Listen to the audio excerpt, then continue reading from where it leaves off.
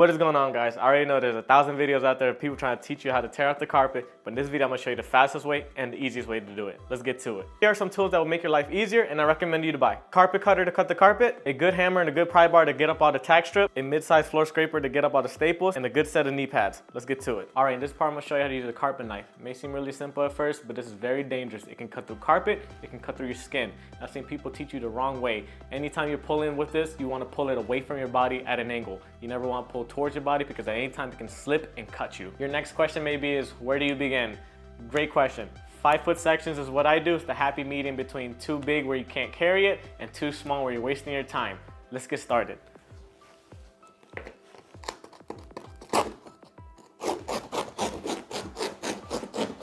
This is all you do. There's nothing to it. Don't lift up the carpet, go in behind it, trying to cut behind it. This is all you have to do. That's it.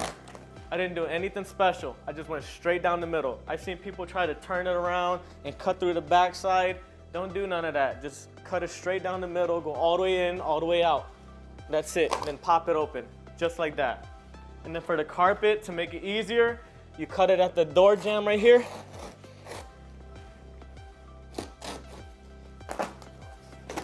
And that's it, real time.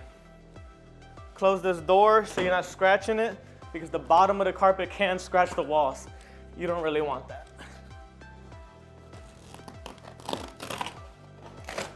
All I'm doing right now is pulling it away from the tack strips, and then I'm gonna roll it. And that's it, now start rolling it. Pull it away from the walls so you don't scratch up none of the walls, none of the trim, because the bottom of the carpet, like I said, is kind of abrasive and it can damage the walls.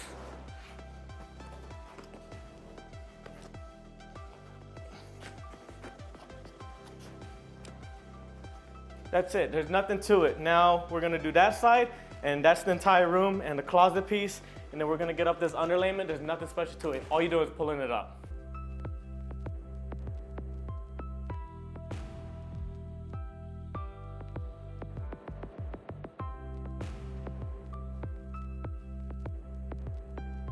All right, ripping out the carpet took all about 2 minutes. I didn't even finish a full song on Pandora. So the next step is to get up these tack strips. All right, I'm gonna get up this tack strip in one piece while breaking it into a million pieces. I'm gonna show you how to do that. All you're gonna do is put your pry bar underneath all the nails holding it, and then lift up once, the next one, lift up once, the next one, lift up once. That is it. And now you're gonna use this underlayment that I didn't throw away to put out the tack strips so you don't hurt yourself. Let's get to it.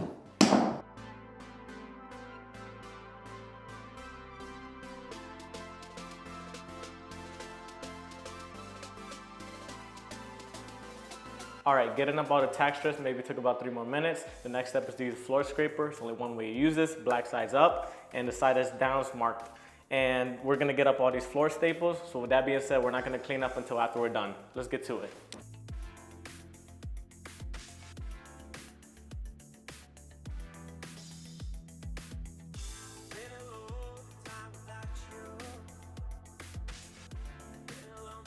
All right, while you're scraping the floor, sometimes you might hit something. 9 times out of 10, it's gonna be a nail.